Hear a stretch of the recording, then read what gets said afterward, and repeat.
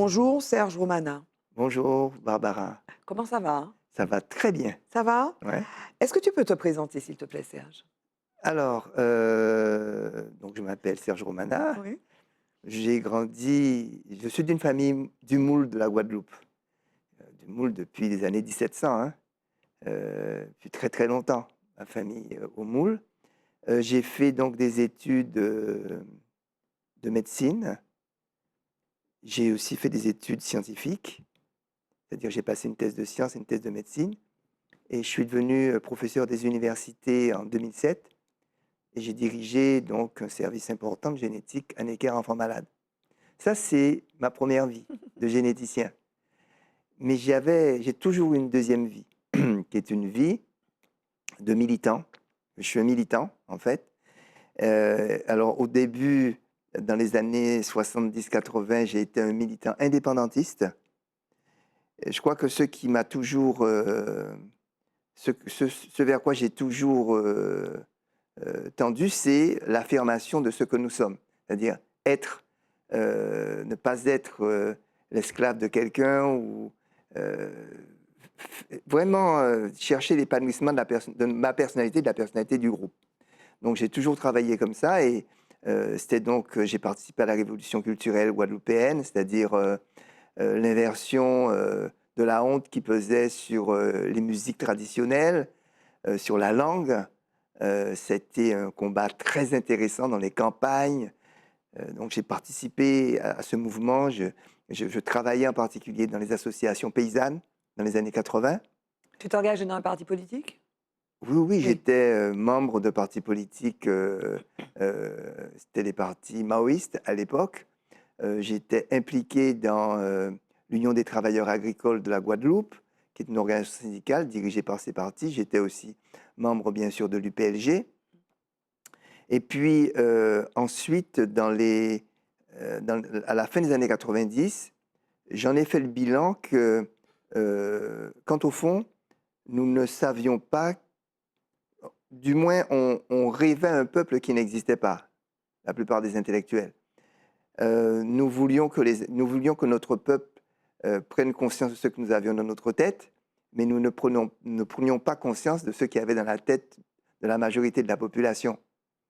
Donc, c'était couru à l'échec. Et donc, à partir de cela, avec un petit groupe, nous avons beaucoup réfléchi. Nous avons eu l'apport donc, de Viviane, qui est docteur en psychologie, qui est spécialiste d'ethnopsychiatrie. Ton épouse? Mon épouse. Oui. Et à partir de là, nous avons compris que nous étions une société qui avait été fabriquée dans et par l'esclavage, que l'une des conséquences de cette fabrication était une société où la plupart des gens étaient désaffiliés de leurs aïeux, soit parce qu'ils en avaient honte, soit parce qu'ils ne les connaissaient pas. Mais la honte était certainement quelque chose de très fort dans notre société. Et donc, à partir de là, nous avons commencé donc un travail de mémoire qui a conduit donc à la création du comité Marche du 23 mai, avant la marche du 23 mai 98, puis le comité, puis un combat très important sur la reconnaissance de la mémoire des victimes de l'esclavage, donc une ritualisation le 23 mai. Et puis petit à petit, on a fait un travail dans les archives, on a découvert où est l'identité de nos aïeux. Et notamment à travers les actes d'individualité, à Les actes l'abolition d'individualité, 1848. exactement. On a découvert quelque chose qu'on ne connaissait pas. On a découvert la grande nomination. Oui. Je ne sais pas si tu te rends compte. De 1848 à 1867 environ. En Oui. fait, ça s'est passé sur 2 ans. Ah oui. Pour 90%, 48, Oui. 49, c'était fini. La Et grande après, nomination. la grande la grande nomination, parce que c'est un moment fondateur de l'identité d'un groupe humain. Oui. Et nous ne le savions pas. Oui. Je ne sais pas si on l'imagine, mais c'est un truc invraisemblable. Et puis, nous avons voulu mettre ces personnes qu'on a trouvées en valeur, on les a mises dans des livres, on les a mises dans un site internet. Donc, on voulait que chaque personne puisse taper le nom de son parent en choucage, Oui. les gens puissent rapidement avoir le nom de ses parents. Et puis, on a eu l'idée de les mettre dans des petits mémoriaux, à Saint-Denis, à Sarcelles, enfin en région parisienne. Ça s'est étendu en Guadeloupe, aux Abîmes. Ça s'est étendu aujourd'hui à Cap-Esther, à Saint-Claude, et j'espère bientôt ici à Saint-Pierre, ce qui est prévu. Mais ce que je peux dire, c'est que de cette période, donc c'est 20 ans, hein, j'ai vu des milliers de personnes aimer retrouver le nom de leurs aïeux. J'ai vu des milliers de personnes émues et fières qu'on les ait mis sur des panneaux et qui permettaient de les honorer.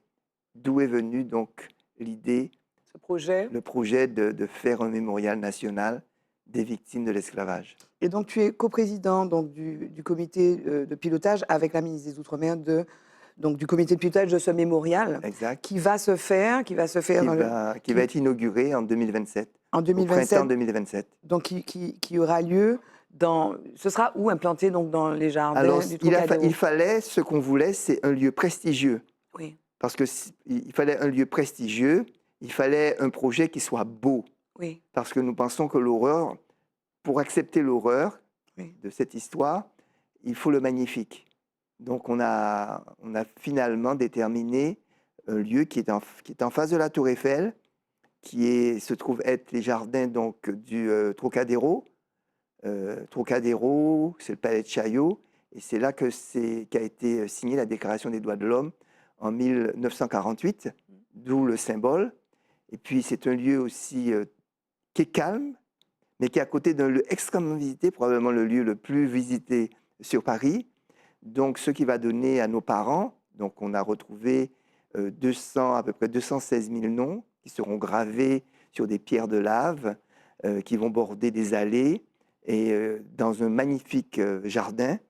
Et ça va donner donc c'est une reconnaissance nationale et internationale de nos aïeux.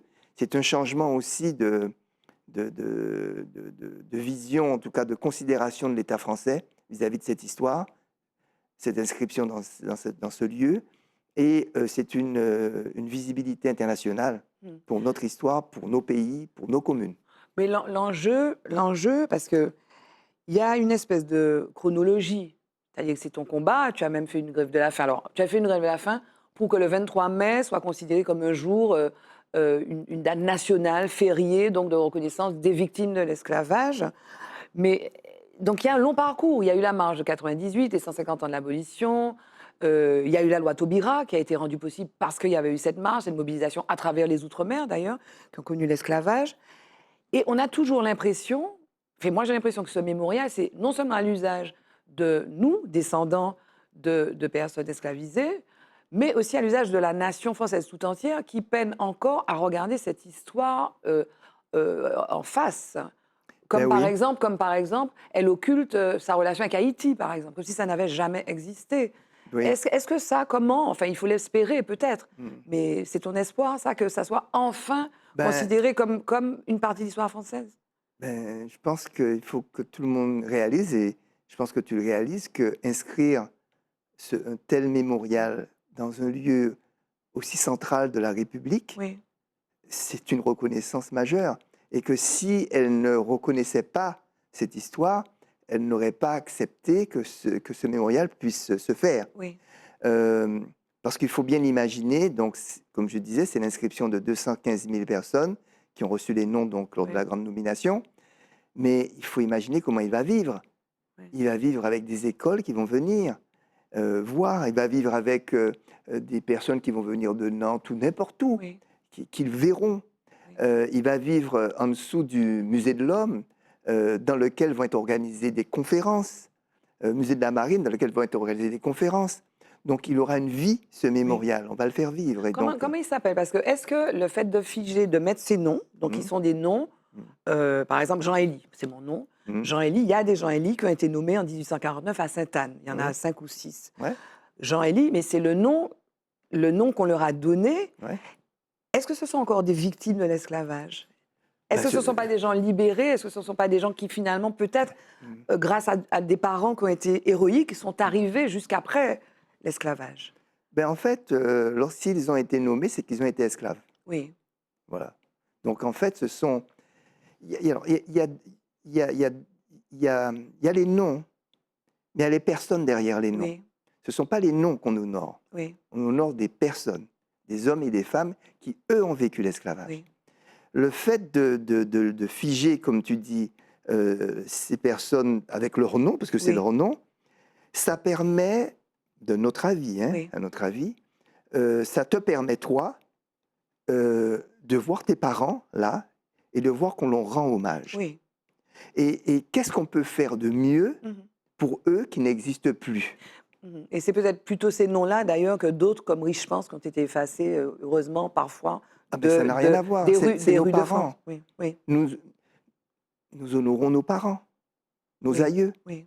Mais je veux dire qu'il y a des noms qui sont encore présents dans l'espace public français, français. Oui, hexagonal, oui. qui font peut-être offense à une partie de la population française. C'est très possible. Oui, Et je pense que plus ça ira et plus on fera en sorte que ces noms n'existent plus. oui. Mais moi, je prendrais ce qui se passe à Bordeaux ou à Nantes, où ces noms ne sont pas effacés, mais il y a des commentaires qui se font Oui. sous leur nom, parce que ce sont des noms de rues, ce sont ces gens, il y a des rues qui portent le nom d'esclavagistes, Mhm. et l'attitude qu'ils ont eue, c'est de ne pas les effacer, au contraire, de les laisser, mais d'expliquer qui ils étaient. Et alors, donc, ce mémorial donc, devrait voir le jour dans quelques temps, mais là, tu es en campagne pour quoi? C'est une campagne de mécénat? C'est une campagne de mécénat parce Oui. que le budget du mémorial est de 4,8 millions d'euros. Oui, Ce n'est pas des sommes extraordinaires, hein, 4,8 millions d'euros. Et c'est intégralement pris par l'État. oui. Il reste qu'il existe un certain nombre d'options, comme par exemple, alors, Oui, je vous montre, montre-nous. hein. Oui, Donc voici le mémorial. oui, Donc vous voyez, en fait, ce sont des allées et puis les noms se trouvent sur des plaques. Ici, il y a des plaques marron oui. où les noms seront marqués et les familles seront retrouvées. C'est-à-dire, il y aura un nom de famille avec toutes les personnes qui ont ce nom de famille, donc les prénoms autour du nom de famille. Nous voulons reconstruire les familles, en tout cas, Oui. montrer que c'était des familles. D'accord? Donc voici donc un peu une image. La deuxième image, c'est qu'au centre du mémorial, Oui. il y a une petite île, il y aura 4 grandes colonnes en lave brute qui honorent, qui représentent les 4 millions de personnes qui ont été esclaves dans l'ensemble des colonies françaises. 1,5 million d'Africains, d'Indiens, de Malais, d'Indonésiens. euh, donc voilà, ça représente ces 4 millions de personnes. Et enfin, la Et- nuit, oui. et ça aura cette allure, des sortes de coulées de lave pour une mémoire vive. Oui. Et ça a un coût supplémentaire. Donc, je suis en campagne aujourd'hui donc de mécénat, tout azimut, hein, donc en direction des chefs d'entreprise, bien évidemment, quels qu'ils soient, mais aussi si quelqu'un souhaite participer parce qu'il trouve ça beau, il trouve ça intéressant que son Oui. aïeul soit honoré sur ce mémorial, Oui. eh bien, il peut aller sur le site qui s'appelle mémorial-trocadéro.org. Et là, c'est un site qui présente le projet Oui. et il y a un onglet qui s'appelle Dons, et il pourra faire les dons qu'il veut, 10 euros, 50 euros. Bref, ce qu'il veut, il pourra y participer. La suite pour toi, parce que toi, tu es engagé dans ce combat-là, hein. Donc c'est un combat que tu as commencé en Guadeloupe, après, etc., qui prend cette forme. Et j'ai l'impression qu'il y a un lien entre généticien et puis finalement cette recherche et cet honneur enfin cet hommage que tu veux rendre à nos ancêtres. La suite, c'est quoi? Est-ce qu'une Alors, fois que ce mémorial est-ce sera... que je rentre chez moi? Non, mais c'est quoi la suite pour toi, Serge? Alors pour moi, la suite, elle est passionnante. D'abord, il faudra donc que ce mémorial vive. Donc nous sommes en train de réfléchir à une structure pour pouvoir faire qu'il vive, hein. Ça, c'est très clair. Et deuxièmement, ce que je souhaite, en fait, c'est que chaque Martiniquais, Guadeloupéen, Réunionnais, Guyanais, chaque descendant d'esclaves puisse très facilement retrouver toute sa famille à travers le temps. Donc pour faire ça, nous avons construit des bases de données. Au-delà de la grande Au-delà de nomination. 48, Oui, exactement. Et on est capable de le faire. oui. On peut le faire. C'est-à-dire Mais qu'on remonte on peut au remonter. Bénin, qu'on Non, non, remonte... non, non, non, non, je parle non. pas non, ça Ah ne peut non, pas pas dans remonter. ce Puisque, sens-là, non. non, non, mais que par exemple, très concrètement, Oui. mon aïeule Juliette, qui a été nommée Romana le 14 septembre 1848, en fait, je l'ai retrouvée en 1843. Elle était la dot D'accord. d'une esclave qui s'appelait Joséphine. Elle était avec une amie, enfin une amie en tout cas, une esclave comme elle, qui s'appelait Clémentine. Clémentine Négresse, c'est marqué, hein, Clémentine Négresse, prix 1200 francs. Juliette Mulâtresse, prix 1500 francs. Et donc je retrouve en fait ces personnes. Et en fouillant l'ensemble des actes, des archives, et il y en a, on peut reconstruire des histoires. Moi, ce que je souhaite très concrètement, pour toi, Barbara, Oui, c'est que tu sois capable de raconter à ta petite fille toute l'histoire de ta lignée. d'accord. Parce qu'il n'existe pas de communauté sans famille Mhm. forte. Et si nous avons une catastrophe, enfin, s'il existe un point d'immense faiblesse dans nos communautés, d'immense faiblesse chez les descendants d'esclaves, c'est les familles. Les familles, on n'a pas d'histoire à raconter. Mhm. On a de petites familles. On n'a pas donc, on n'a pas de force qui est issue du combat que nos parents ont mené. En fait, on est un peu comme Césaire. Césaire disait, nous, nous avons des ancêtres imaginaires. Mais les ancêtres imaginaires ne vous donnent pas une vraie force. C'est les vrais ancêtres et leur combat qui donnent de la force. Et c'est mon travail. Le mot de la fin, ce sera quoi, C'est Serge ça. Romana? C'est l'objectif du mémorial, c'est honorer nos parents, c'est faire en sorte que les personnes puissent justement être fiers de ces gens dont les noms seront marqués, qui seront offerts à l'humanité, et que aussi ils puissent petit à petit retrouver par leur généalogie, et ça on va s'y atteler, la force, grande force que leurs aïeux ont développée pour survivre en esclavage. Merci, Serge Romana. On rappelle le site mémorial-trocadéro.org. Merci, Serge Romana. Merci à toi.